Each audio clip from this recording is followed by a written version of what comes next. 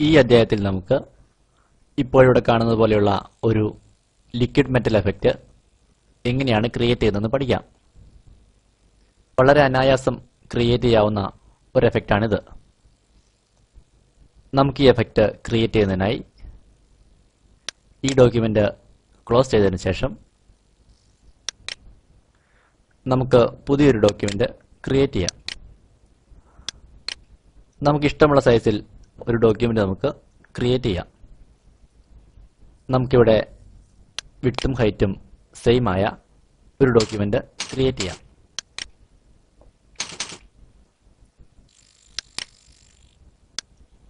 നമ്മളിപ്പോൾ ഇവിടെ ഒരു ന്യൂ ഡോക്യുമെന്റ് ക്രിയേറ്റ് ചെയ്തിട്ടുണ്ട്. ഇനി നമുക്കിതിൽ പെൻസിൽ ടൂൾ ഉപയോഗിച്ച് ഇതുപോലെ വരയ്ക്കാം.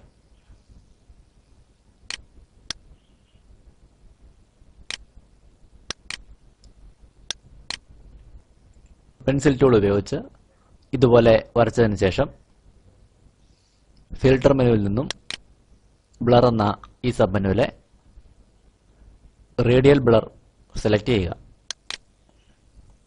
ഇവിടെ ബ്ലർ മെത്തേഡിൽ സ്പിൻ എന്നത് സെലക്ട് ചെയ്യുക. അതിനുശേഷം ഇതിന്റെ എമൗണ്ട് ഇതുപോലെ കൂട്ടിയതിനു ശേഷം ഓക്കെ ബട്ടൺ ക്ലിക്ക് ചെയ്യുക. ഇനി ബ്ലർ ചെയ്ത ഈ ഇമേജിൽ ഫിൽട്ടർ മെനുവിൽ തന്നെ സ്കെച്ച് എന്ന ഈ സബ് മെനുവിലെ ക്രോം എന്ന ഈ എഫക്റ്റ് നമുക്ക് ഈ ഇമേജിൽ അപ്ലൈ ചെയ്യാം. ഇവിടെ ശ്രദ്ധിക്കുക, ഇപ്പോൾ ഇമേജിൽ ഒരു മെറ്റാലിക് എഫക്റ്റ് വന്നിരിക്കുന്നതായി കാണാം.